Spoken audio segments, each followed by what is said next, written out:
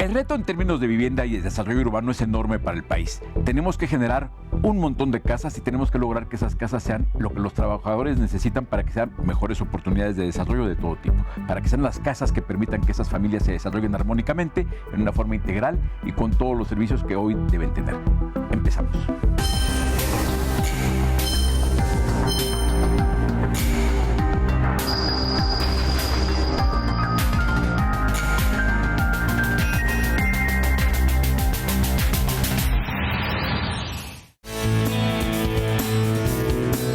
La industria inmobiliaria ha encontrado en los mercados financieros el aliado perfecto para detonar su crecimiento. Esto a través de obtener recursos que permitan poner en marcha importantes proyectos e impulsen el desarrollo de una nación. Y esta relación entre ambas partes se ha ido consolidando con el paso del tiempo. Por un lado, los desarrolladores encuentran en este canal el apoyo económico necesario para alcanzar sus objetivos. Y por otro, los inversionistas con la participación en los mercados encuentran la oportunidad de apostar sus recursos en uno de los segmentos económicos con más éxito. En el caso mexicano, de acuerdo con los datos de la Bolsa Mexicana de Valores, en los últimos años, las empresas del sector inmobiliario que han acudido al mercado han recaudado a través de certificados de capital de desarrollo, mejor conocidos como CECADES, alrededor de 43.500 millones de pesos. Esta cifra, señalan los implicados, revela el apetito que ha generado en el mercado financiero el apostar en esta industria. Aunado a lo anterior, a través de la figura de fideicomisos de inversión en bienes raíces o fibras, los empresarios han encontrado una ventana para detonar su crecimiento. En la actualidad, en México existen más de 10 fibras que participan en bolsa y que tienen presencia en diversos nichos del segmento inmobiliario, que va desde parques industriales, vivienda en renta y oficinas hasta comerciales. De acuerdo con especialistas de BBVA Bancomer, los diversos que reparten las fibras son superiores a otros instrumentos del mercado, al ubicarse en 7.93% en promedio. A lo largo de la historia, invertir en inmuebles ha sido bien aceptado, sobre todo porque, a decir de especialistas, apostar por activos inmobiliarios es una inversión segura que garantiza retornos, en la que incluso se pueda resguardar el capital en momentos de turbulencia.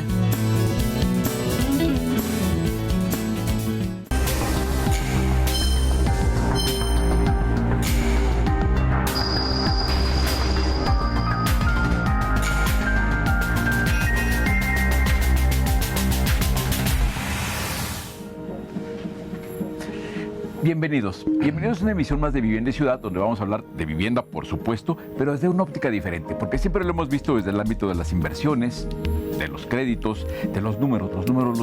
Hoy vamos a hablar también de números, pero en función de los trabajadores, que es a fin de cuentas para quien va dirigido todo este esfuerzo. Y para hablar de eso invitamos a un experto, Mario Macías, que es el titular de la Dirección del Sectorial de los Trabajadores en el Infonavit. Querido Mario, qué gusto tenerte por aquí. Gracias, Horacio. Al contrario, un gusto la invitación porque nos da oportunidad de platicar, de conversar y dar a conocer lo que estamos haciendo, la agenda de la dirección sectorial, nuestra visión de lo que viene para Infonavit. Bueno, independientemente de lo que viene para Infonavit, la parte social, la parte de la demanda, creo que es una de las banderas que trae el nuevo gobierno, la vivienda como un tema social que hay que atender. Sin embargo, tú lo sabes muy bien, hay que crear toda la serie de infraestructuras, de servicios, de accesorios para que la gente se pueda hacer esa vivienda. Hay que construir las viviendas, hay que haber suelo para esas viviendas con infraestructura, tiene que haber créditos. ¿Tú cómo estimas en el total de trabajadores del país la situación de vivienda? ¿Cómo lo ves? Bueno, de manera general te puedo dar un primer apunte. Yo creo que el Infonavit, sin que se escuche demagogia, sigue siendo y seguirá siendo la mejor opción para un crédito hipotecario para el trabajador de menores ingresos. Por un lado. Por otro, creo que el Infonavit en este momento necesita, y quienes estamos al frente del instituto, o que tenemos peso en las decisiones como son los consejeros, los comisionados, los asambleístas, las tres direcciones, tenemos que hacer una agenda para impulsar, relanzar el Infonavit del instituto, por un lado retomando la confianza del trabajador de manera absoluta, y un reclamo muy sentido es el tema de la calidad en la vivienda. No es que todo esté mal, yo creo que es un error ver de manera maniqueísta las cosas. Creo que hay grandes esfuerzos que se han hecho en el instituto, como institución, válgase la expresión, entre la gente de la industria. Hay constructores muy valiosos que le dan valor agregado a lo que producen y hay otros que seguramente dejan cosas que desear. Para nosotros como dirección sectorial, un tema estratégico fundamental es la calidad de la vivienda, por lo pronto en un primer momento en cuanto a ubicación, precio y construcción. Luego, en un segundo momento, el tema del concepto de calidad más amplio, el tema de la sustentabilidad, del entorno sustentable, el tema de la superficie, son temas que vienen en debate sobre eso, que hay que discutirlo de manera consensada. Hay que recordar que el Infonavit tiene una gran fortaleza, que es su autonomía constitucional como órgano de Estado, y el tripartismo, que es un tripartismo de consensos, de acuerdos, reflexivo, de debates, de argumentaciones, pero que se construyen las cosas en consensos y seguramente trataremos de seguir apostándole a la unanimidad en las votaciones hasta cuando se pueda, pero seguramente siempre van las mejores intenciones de los tres sectores. Ahora, tú que estás representando a los trabajadores, ¿cómo sientes lo que está pasando con la política de vivienda? Creo que es complejo responderlo porque tiene que tener muchas variantes, pero tú, ¿hacia dónde crees que debiera atender esta nueva política de vivienda desde la óptica del trabajador? ¿Y cómo crees que vamos? Bueno, no hay todavía política de vivienda, apenas vienen las consultas. Nosotros nos estamos preparando para participar en las consultas, en los foros que se habrán de discutir a lo que ha convocado la Secretaría de Desarrollo Urbano. ¿Qué pretendemos? Dar y posicionar con argumentos técnicos cuál es la visión de la vivienda para los trabajadores. Yo creo que juega un papel, en este caso fundamental, la SEDATU, en el tema de hacer los esfuerzos necesarios de coordinación interinstitucional entre los diferentes órdenes de gobierno para desregular lo necesario, para abaratar el costo de la vivienda, por supuesto, y por supuesto que nos interesa y nos urge, y es urgente, que a la vivienda hay que encontrar la solución como la vivienda económica y en todos los órganos salariales, por supuesto, pero sobre todo la económica. El gran reto es cómo va a haber vivienda interurbana, es decir, que sea vivienda cercana a los centros de trabajo, cercana a la oferta de servicios en cuanto a salud, educación, conectividad, transporte. Es el gran reto, ¿cómo hacerle? Si el tema del precio de la reserva territorial es lo que se dispara y es lo que impacta en el costo de la vivienda. Yo creo que es un reto que tenemos que construir entre todos y nos preocupa estos criterios y la política de vivienda, concretamente los contenidos. Seguramente vemos un gobierno federal, concretamente al eje rector que es la Secretaría de SEDATU, preocupada por estos temas, pero hay que conocer el mercado, hay que entenderlo, hay que escuchar el mercado y también a los trabajadores para construirlo juntos. Sí, por supuesto, hay que entender después también las localías para ver cómo se debe construir en cada una de las plazas, ¿no? Ahora, el Infonavit es el gran motor del sector vivienda mexicano, evidentemente es una gran institución del Estado mexicano. Está, ¿qué? 47 años cumplió. Exactamente, ya 47 años que, insisto, el tripartismo es lo que lo ha fortalecido y yo creo que el Infonavit está llamado, y la aspiración de todos los trabajadores que ejercen su vivienda con un crédito de Infonavit y la aspiración de nosotros como oficina, que sientan orgullosos que lo que compraron con un crédito de Infonavit es lo que requerían, es a lo que aspiraban, o pueden aspirar a más inclusive, pero que sientan seguros de lo que compraron en cuanto a calidad y ubicación. Ahora, hay una balanza en Infonavit, porque Infonavit, obviamente sabemos que el Infonavit no es recurso público, es ahorro de los trabajadores. Entonces eso, para empezar, es un tema fundamental. El otro es el tripartismo, que son los dos factores que en mi opinión definen lo que es el Infonavit. Ahora, ese fondo de donde se deposita el ahorro de los trabajadores tiene dos vertientes, dos mandatos. Uno, otorgar créditos, pero el otro, la rentabilidad de la subcuenta de vivienda. ¿Cómo ves ese equilibrio? ¿Por qué te ríes? Lo que pasa es que yo creo que es el gran debate que hay. Es el gran debate que hay hacia dónde enfocar la fortaleza financiera del instituto. Hay que recordar que hay un comité de inversiones que también se integra de manera tripartita, que es a donde se destinan los esfuerzos para tomar las decisiones más asertivas para que haya mejor rendimiento a la subcuenta, para poder tener mejor capacidad de compra y también para el tema del retiro. Yo creo que es un debate que hay que iniciarlo, hay que provocarlo, porque hay quienes con intereses financieros muy marcados dicen, no, pues hay que fortalecer el tema pensionario, y están las Afores ahí muy prestas para hacer su tema, que es válido, pero moralmente creo que no. Yo creo que el Infonavit debe enfocarse en un primer momento, pero es un debate que hay que discutirlo al seno de los órganos colegiados, al seno de quienes forman únicamente los sectores y sobre todo con los trabajadores que se escuchan. Yo creo que el tema hipotecario debe tener prioridad, desde mi punto de vista, pero no es un punto de vista imperativo, autoritario, al contrario, es un debate que hay que hacerlo. O sea, un tema donde el tema hipotecario se vea beneficiado con mejores tasas, con temas de amortización de menor tiempo, con temas de mayor superficie, con temas de mejores aditamientos. La calidad, por ejemplo, tenemos que entrarle al tema de la tecnología en las materias de construcción. Sí, por supuesto. La norma NAMA, entre otras. O sea, el trabajador aspira a todo eso. Y yo creo que la fortaleza financiera del Infonavit, a ver, esto no es un secreto. El Infonavit tiene una fortaleza financiera muy grande. Hay una demanda precalificada en este momento de alrededor de un poco más de 6 millones de trabajadores. Es decir, están los ingredientes para hacer la fórmula concreta. Hay demanda, hay liquidez. ¿Qué necesitamos? Que la industria haga su parte, con una oferta de calidad, la necesaria para el trabajador, y bueno, la administración, junto con los sectores, de mantener los equilibrios necesarios para que esto funcione, ¿no? Sí, claro, es un balance pensando que, primero, todo el servicio debe estar en favor del trabajador, que es el dueño del dinero. Correcto. Y sí, ciertamente, si la lana se mandara a una Afore y a tener únicamente la rentabilidad de la subcuenta, a lo mejor se perdería un gran instrumento que ha sido la opción de tener acceso a la vivienda. Es correcto. Yo creo que la prioridad, insisto, hay que discutirlo al seno del tripartismo, no con agentes externos financieros, sino que tienen la responsabilidad. Hay que discutirlo con mucha responsabilidad, pero pienso que el tema hipotecario es el sustancial, es el imperativo que debe estar sobre el mandato pensionario. Muy bien, pues si te parece vamos a un corte comercial y regresamos y seguimos platicando. Venga, vamos a un corte y en un momento volvemos, que está muy buena la plática.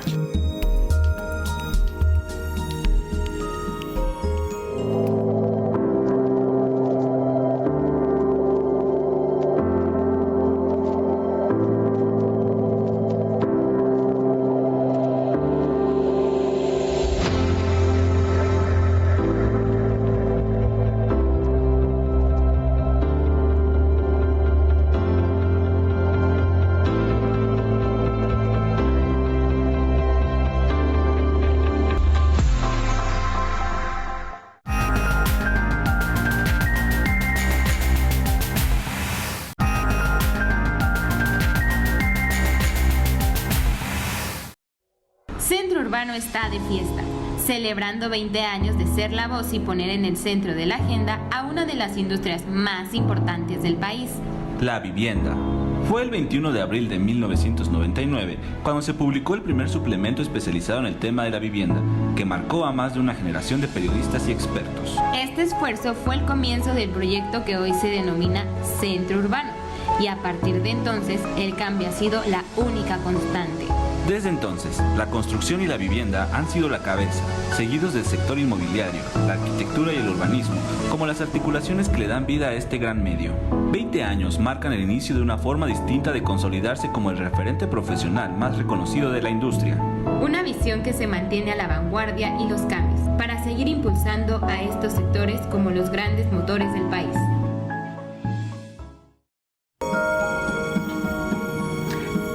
Y bueno, estábamos hablando, Mario, de la importancia de que este tema de cómo jerarquizar las prioridades del Infonavit tiene que ser debatido. Y tiene que ser debatido, esa es la ventaja del tripartismo, que tienen órganos para hacerlo, que tienen perfectamente la voz de los trabajadores. ¿Cómo pensarías tú? ¿Qué van a hacer, por ejemplo, desde la Dirección Sectorial de los Trabajadores para detonar y fortalecer este debate? Bueno, estamos haciendo dos cosas estratégicas y cosas muy operativas. Por ejemplo, traemos una agenda permanente y quisiera empezar por ahí. La oficina no es lo que era ya.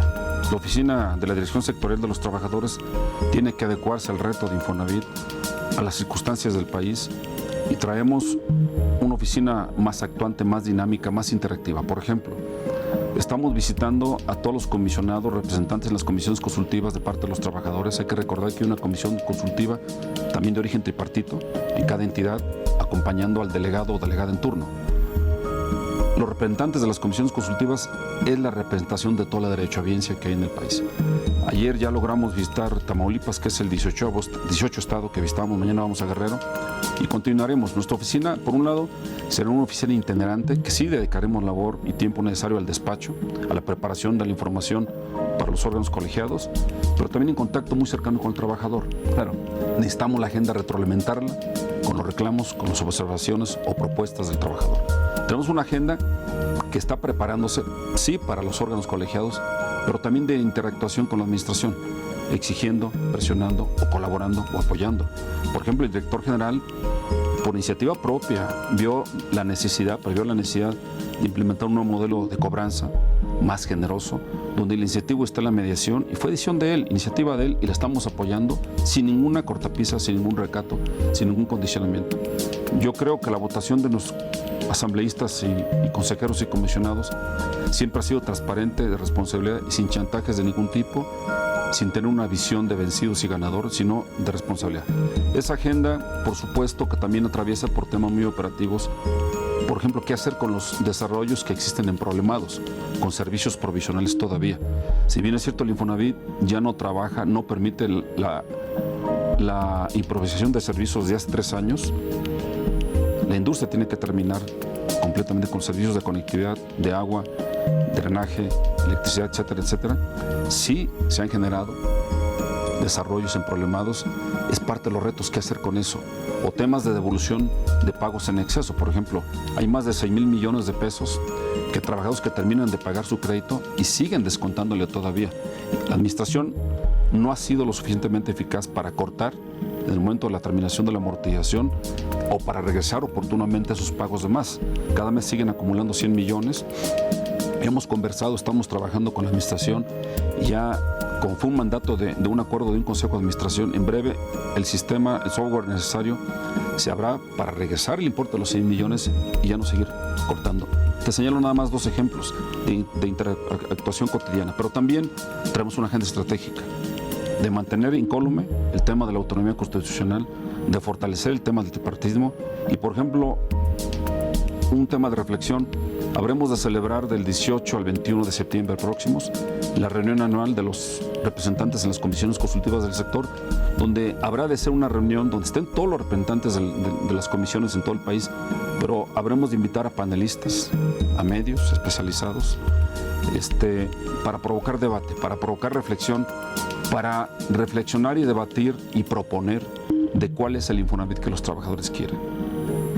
Importantísimo, porque el Infonavit, aparte de que es el gran referente de la vivienda mexicana, es un modelo a seguir. Entonces, seguramente lo que vaya a pasar con estas prácticas lo vamos a ver reflejado en otros lados. Para poner en contexto esto que estamos hablando del referente del Infonavit, ¿cuántos trabajadores son en este momento derechohabientes?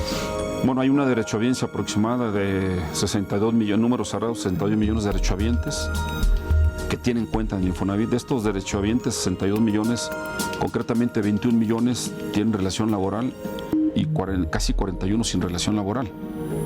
Y es una gran masa de dinero. Ahí el reto está, por ejemplo, de los 62 millones existen un poco más de 5 millones de trabajadores con crédito. De la relación laboral, 4.4 millones con crédito, sin relación laboral, 1.9 millones. Sin crédito, de los 62 existen 47 millones. Wow. Ahí el reto es qué producto hipotecario diseñar para los que tienen relación formal o para los que están sin relación formal. No podemos tener el dinero acumulado, y sí que sigue dando rendimientos a la subcuenta, pero hay que encontrar el tema para incentivar el mercado inmobiliario, hay que hacerlo, y más con los temas económicos como se está previendo que lleguen, ¿no? Sí, qué bueno que lo digas, porque sí, ok, la vivienda es un tema social, pero también ha sido históricamente un motor de la economía que no podemos desaprovechar, generador de empleos, porque muchos de esos mismos, digo, no sé cuántos, pero muchos de los mismos trabajadores que son derechohabientes de Infonavit, quizá menos de los que debieran, pero son trabajadores de la construcción. Es correcto, pero además la industria se multiplica en 32 ramas, el efecto multiplicador de inversión. No hay que olvidar la doble vertiente que tiene el Infonavit de ser el posibilitario de una hipoteca para los trabajadores, pero también generador de empleo. ¿Sí? Juega un papel importantísimo en las economías regionales el Infonavit y a nivel nacional. Sí, por supuesto. Aquí el tema es con las localías, porque insisto, yo cuando empezamos el programa decíamos, más allá de los grandes números, atrás de esto está la gente que necesita la vivienda y la gente que trabaja haciendo las viviendas. Ahora, decíamos que el Infonavit era el gran referente porque era el laboratorio de lo que hay que hacer con la política de vivienda en México. Por supuesto. Pero vaya, tienen una masa de este tamaño de derecho a audiencia, es perfecto para hacer el ejercicio de planear cómo se debe hacer. ¿Cómo atender a los segmentos de menores ingresos? Bueno, allí el reto se dio a principios de año ante la carencia del subsidio fiscal, que era una parte del complemento. Yo creo que el Infonavit debe de replantear qué hacer con el mercado, si trabajar con subsidio fiscal o ya no trabajar con esta. Como una medida emergente y excepcional, la administración, encabezada por el director general en concurso con los dos directores sectorial, llegamos a un acuerdo que los consejeros aprobaron y comisiones aprobaron en los órganos colegiados del mes pasado del incremento en montos máximos, que es no sustituir el subsidio, hay que aclararlo, no se sustituye el subsidio, pero sí es aumentar la capacidad de compra del trabajador, concretamente de 1.6 salarios a 1.7 a 2.6 salarios. O sea, hay que recordar que en esos segmentos salariales el primer semestre, a falta del subsidio, se cayó la colocación del crédito. Estimo que en alrededor de unos 18,000 créditos. Y la consecuente, falta de inversión. Y son las dos vertientes. Obviamente ese es un bache para la economía. Por supuesto que es un tema también primero sensible para el trabajador, claro, porque sin la oferta, la posibilidad de ejercer su crédito. Segundo, es una raya más al tema económico, con la falta de inversión de más de 5,000 millones de pesos. Afortunadamente, con mucha sensibilidad, el director general y los directores sectoriales lo discutimos, se aprobó ya en estos órganos colegiados pasados y se va a detonar a partir del 3 de julio. Creemos que, como siempre, el mercado inmobiliario hipotecario de Infonavit, tú lo sabes mejor que yo, siempre en el segundo semestre y cargado al mes de diciembre se detona. Esperemos abatir el rezago de la falta de colocación que generó esto y que sí haya la colocación suficiente y generemos otra vez la confianza del inversionista para que construya y hay oferta. ¿Qué más para atender a los menores ingresos? Bueno, yo creo que no podemos dejar de discutir. El constructor tiene una obligación muy grande. Se le está dando la posibilidad de seguir haciendo negocio en el buen sentido de la palabra. Tiene que implementar el tema de la calidad de manera someterse y darlo como un valor agregado a él. Yo creo que el constructor, y hay ejemplos muy grandes que tú los conoces en todo el país, que sí pueden desarrollar y darle y combinar el tema del lucro, del negocio bien hecho, de la rentabilidad financiera, con el valor agregado en temas de calidad. El constructor está obligado a innovar en temas de ecotecnologías, en temas de tecnologías de materiales de construcción, en innovar, y en ese sentido los trabajadores serán muy receptivos. Tenemos un equipo técnico también muy sensible, con conocimiento del tema, para seguir y dando seguimiento y construir las cosas conjuntamente. ¿Qué esperamos en tema? Esperamos que el constructor retome la confianza, esté invirtiendo, saque lo que tenga de inventario y en este segundo semestre logremos abatir en la mayor de la medida posible este rezago de la caída de 18,000 créditos. Y se establezca la confianza para que se vuelvan a armar las líneas de producción. Porque si no hubiera producción, ¿qué va a pasar? Ya no este año, sino en los años próximos. No hay oferta. Yo creo que por eso insisto en que también hay que escuchar al mercado y no verlo esto maniqueístamente, que todos los constructores son pésimos. No es cierto. Hay grandes constructores, sí, claro, pero es cierto que todos tienen la obligación de ser los mejores. No, y sobre todo porque sí, ahí sí se compagina la parte social con la parte financiera. Es decir, ok, se puede hacer negocio con esto, tú lo dijiste muy claramente, pero cumpliendo con una serie de requisitos éticos, muchas condicionantes que deben ser, empezando por la calidad de la vivienda. Tú lo decías, la vivienda tiene que ser de excelente calidad en toda la forma en que está construida, en la ubicación, en la forma en que está pensada. Es muy integral la parte de entender una vivienda adecuada, que es el nuevo. Yo creo que la esencia de esto está en un tripartismo altamente responsable, insisto, sin jugar vencidas, como dice mi pueblo, de alta responsabilidad, sin frivolidades. Y ahí los constructores tienen también mucho que decir, mucho que hacer, pero mucho con qué cumplir también. Muy bien, pues Mario, se nos acaba el tiempo, podríamos pasarnos aquí toda la tarde platicando, sí, pero te agradezco mucho y en verdad qué aleccionador ha sido todo esto para entender qué es lo que está pasando desde el punto de vista del trabajador, que a fin de cuentas todo lo que se hable de generación de vivienda y generación de ciudad, si no se hace para el trabajador es que está mal hecho. Te agradezco la oportunidad porque sí hay mucho que hacer, mucho que decir, mucho que reflexionar, que confrontar, pero sobre todo que satisfacer completamente al trabajador. Gracias, como siempre, Horacio. Gracias, Mario. Y bueno, Vivienda y Ciudad, nos vemos la próxima.